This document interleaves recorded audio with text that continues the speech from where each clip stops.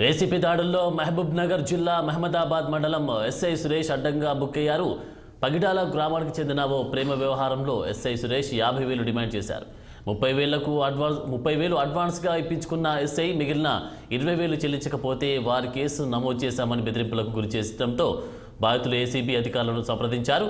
బాధితులు ఎస్ఐకి 20,000 చెల్లిస్తున్న సమయంలో ఏసీబీ అధికారులు రెడ్ హ్యాండెడ్గా పట్టుకున్నారు. ఎస్ఐ సురేష్పై కేసు నమోదు చేసి నాంపల్లి ఏసీబీ కోర్టుకు తరలిస్తున్నట్లు అధికారులు తెలిపారు.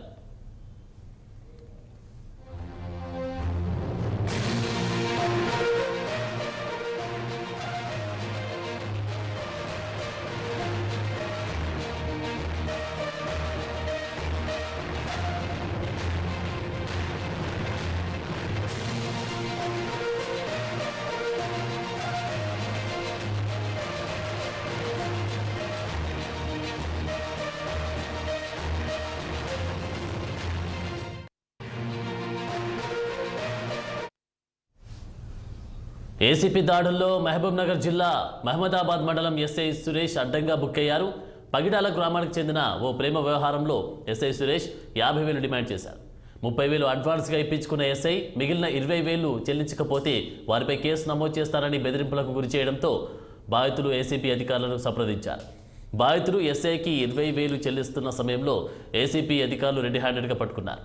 ఎస్ఐ సురేష్పై కేసు నమోదు చేసి నాంపల్లి ఏసీపీ కోర్టుకు తరలిస్తున్నట్టు అధికారులు తెలిపారు. ఇక ఇదే అంశానికి సంబంధించి మా మహబూబ్ నగర్ ప్రతినిధి రహీం అందిస్తారు తాజా అప్డేట్స్. రహీం, చెప్పండి, ఆ యొక్క ఎస్ఐకి సంబంధించినటువంటి అప్డేట్స్ ఏంటి?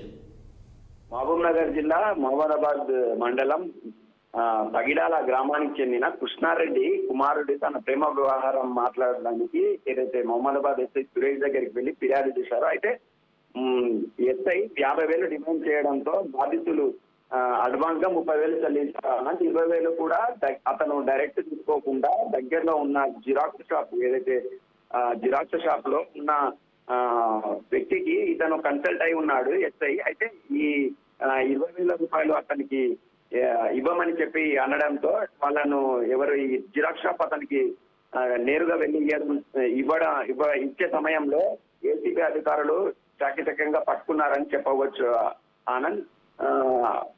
మొత్తానికైతే ఏసీబీ వాళ్ళలో మహమ్మదాబాద్ ఎస్ఐ సురేష్ పడ్డాడని చెప్పవచ్చు Anand. Okay Rahim, thank you.